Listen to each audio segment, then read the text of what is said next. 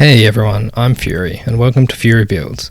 I've been building plastic model kits for years and always enjoy sharing the hobby, so that's what I plan to do with this Fury Build series. Bring you along the build process, teaching you the tips and tricks I've learned over the years, and sharing as I learn more. For this first episode, I'll be building the Messer Float from the alternative line of Hexa Gear kits produced by Drybrushing. For those not familiar with Hexa Gear, it's a line of plastic model kits featuring mostly animal-based mechs and their pilots. Drybrushing have produced a huge amount of lore for the series over at the official site linked below if you're interested. But in practical terms, the Hexa part of the name comes from the fact that all the kits in this line are built around the same hexagonal shaped joints and pegs, meaning they're super customizable and compatible with each other.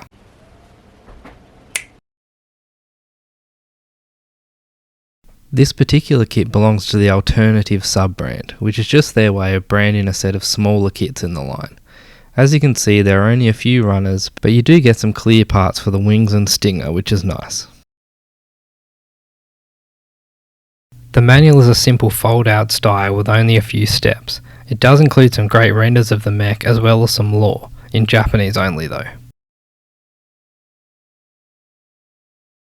Normally I prefer to clip all the parts from the runners and prep them before a build session, but with Hexa Gear kits I advise you take a close look at the frame runners like this one. Almost all of them have a set of very similar looking parts that are actually mirrored or even just slightly different from each other. This can make the build process unnecessarily treacherous, so I usually leave them on the runner until the build step when they are needed. Okay, so let's get these parts off the runners.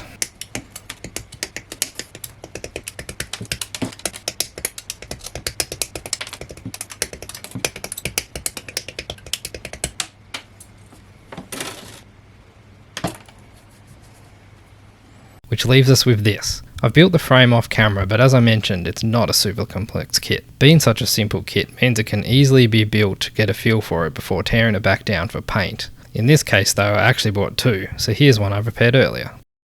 This is what the Messer Float looks like out of the box. Nails the look of a wasp, but still very obviously a machine.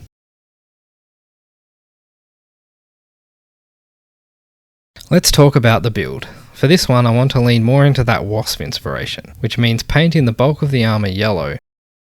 Looking at images of real wasps, it's only really the tibia section of the legs that are yellow, with the femur section, claw tips and even the thorax armour generally being black, and of course some black striping on the back of the abdomen armour.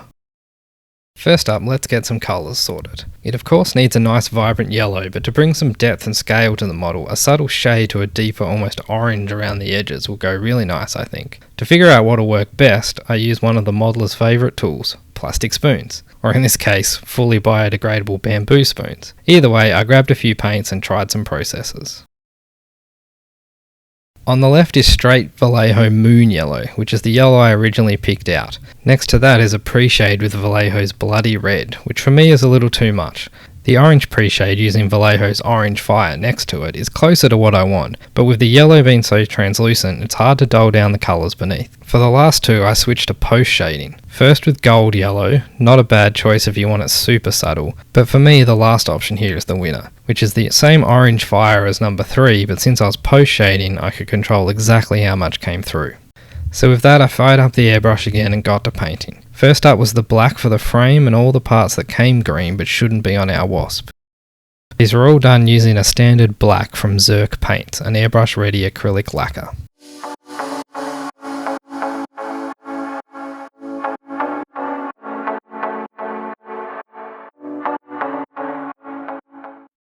And then the yellow. Originally I did start with the Vallejo Moon Yellow from before, which was just okay. I wanted a deeper, more orangey yellow base coat though, so I ended up going over the Moon Yellow with a coat of the Gold Yellow.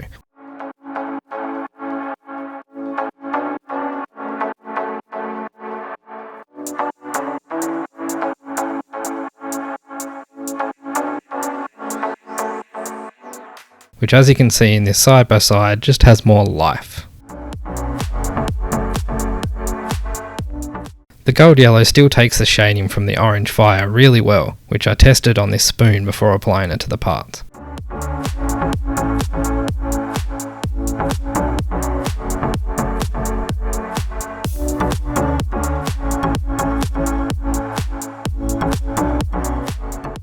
Here's a look at the final piece compared with the trial spoon. With the base colours down, I went back through and added some black detailing where needed, like the claws and the mandible.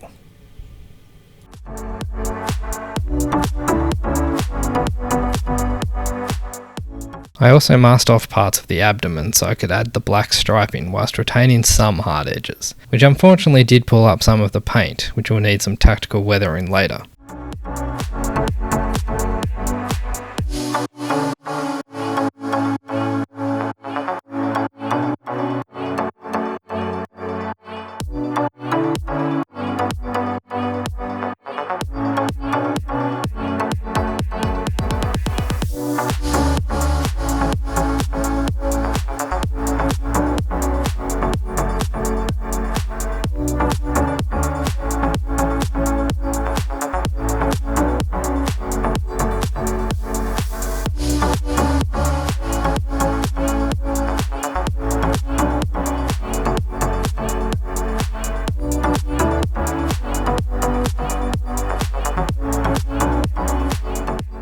Finally, I picked out some of the little details on the frame with silver, like these little pipes.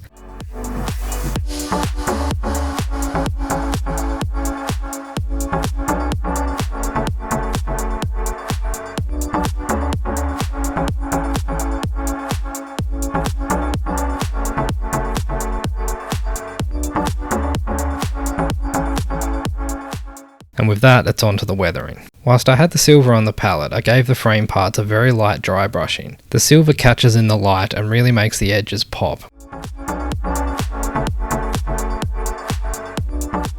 This is a really simple but effective step that I often recommend when people want to get into weathering. As long as you start light and build up, it's hard to do this wrong. For carefree application like this, where there aren't any other parts to worry about, I use a big artist brush that I've cut down so only the relatively stiff bristles remain. The idea with dry brushing is to have barely any paint left on the brush so that it almost looks dry, and then rub the bristles over the piece. The remaining paint will only catch on raised edges and do so in a scratchy random pattern, giving the appearance of a well-used machine.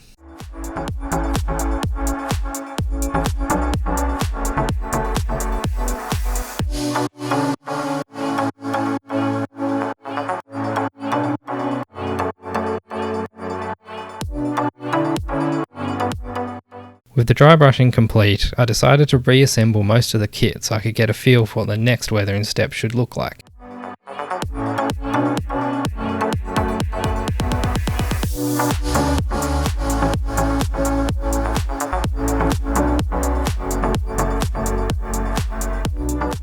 It was at this point I realised I missed a piece. This piece, which I painted black and weathered the same as the rest of the frame off camera. The next step of the weathering will be some chipping, applied with a sponge. The first layer will be a mix of the base colour, gold yellow, and some white to create a shade slightly lighter than the base.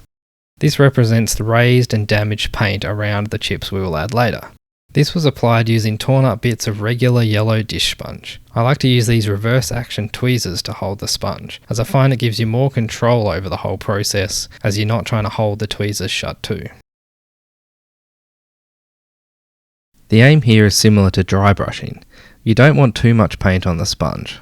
Dab off the paint until you see it leaving behind the desired chipping pattern, and then softly and randomly apply to the parts.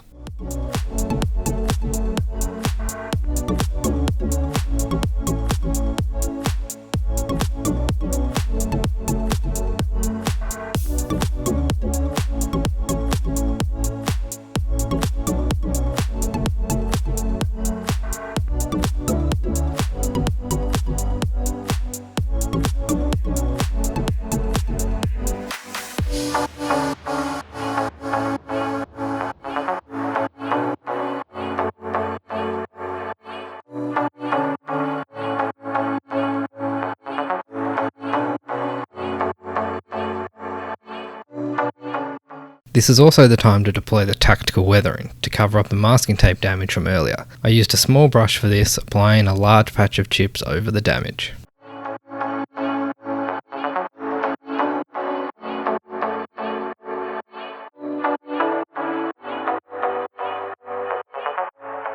Once the first layer of chipping was down, I used a small brush to fill in those chips with a darker chipping colour. In this case I used Base Rust from Life Colour, painting within the previous sponge layer and along edges to simulate a deeper, more long-term chipping.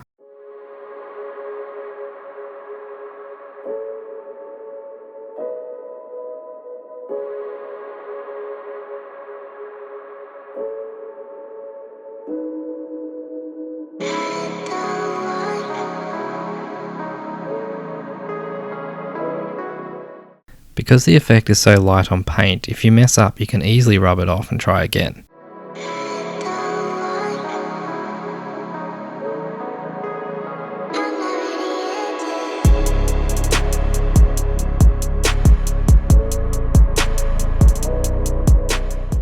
After the rust layer I did the same with some Vallejo chrome, but only sparingly.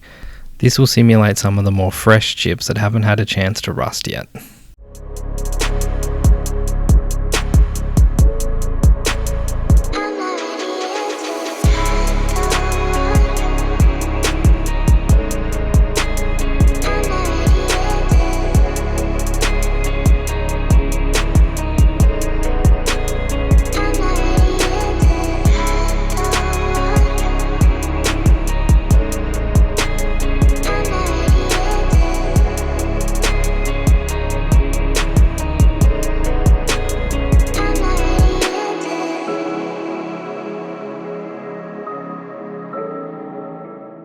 Once the chipping was complete and I took a step back to look at it, I thought the chrome chips were a little too bright and flashy for the general feel of this build, which is a machine that has seen heavy use, and even the freshest chips would soon be covered in dust and dirt. So to dull them down I used some thinned gold yellow painted over the chips and almost immediately lightly wiped the paint, essentially giving the chrome bits a yellow wash. This helps them blend in with the rest of the weathering.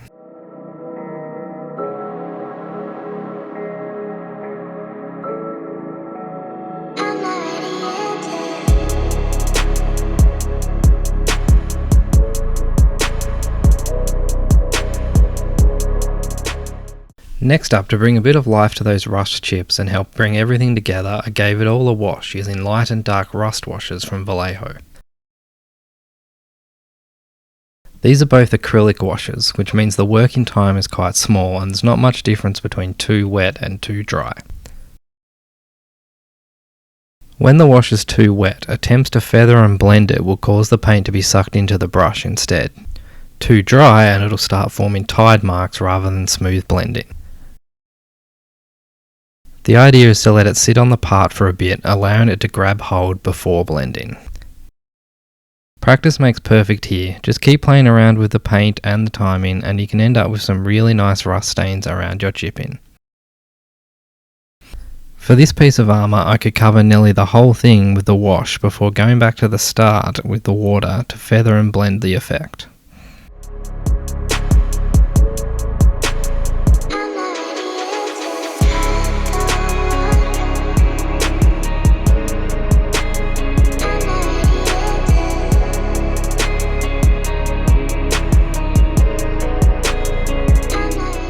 Following on from the rust, it's time to get this thing grimy to really send home that it's a well-used machine. For this I used Starship Wash and Streaking Grime. For the armour, these were applied as pin washes, blended in a similar way to the previous rust washes.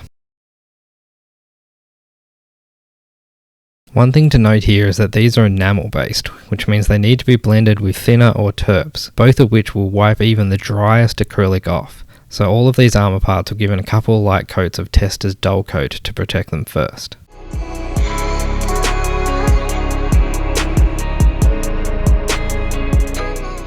This is one of those trust the process steps of weathering. When you first apply the wash, it'll look heavy and make you question everything. But you have plenty of working time to blend it back down to something that you like, including completely removing the wash if you want to start again.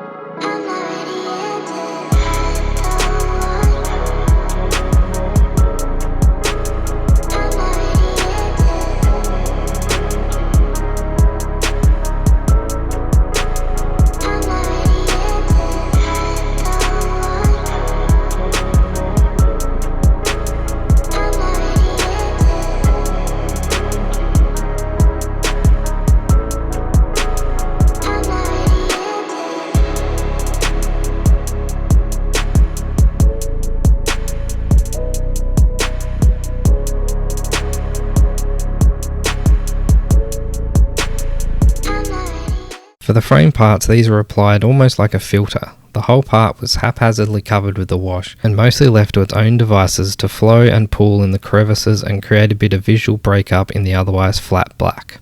It's a very subtle difference that the camera struggles to pick up, but in real life it catches the light and adds a little something to the parts.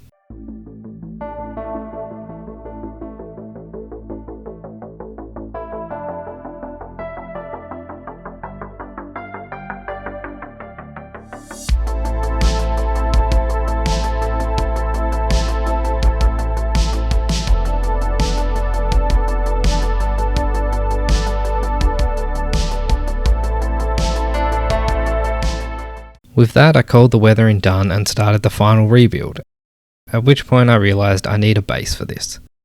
So a quick bit of 3D modelling and printing later, I had these honeycomb looking pieces, which I hot glued together and stuck a couple of brass rods into, and using some Hexa Gear spares made a mounting point. I gave it all a similar paint job to the Wasp armour off camera, and mounted the Wasp to it.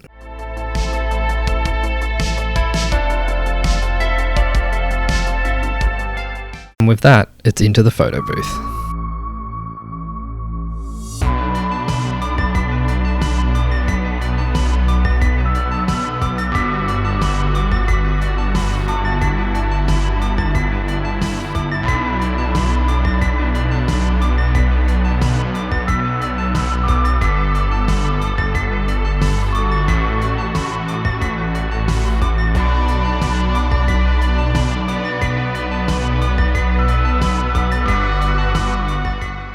I'm really happy with how this turned out. I'd do the abdomen striping a bit different next time so that they were a little sharper and so the masking didn't ruin the paint. But zooming out, I think it nails the Wasp aesthetic, and the weathering really adds some nice depth and story to the build. Thanks for watching everyone. Let me know in the comments what you think of the build, and I'll see you in the next one.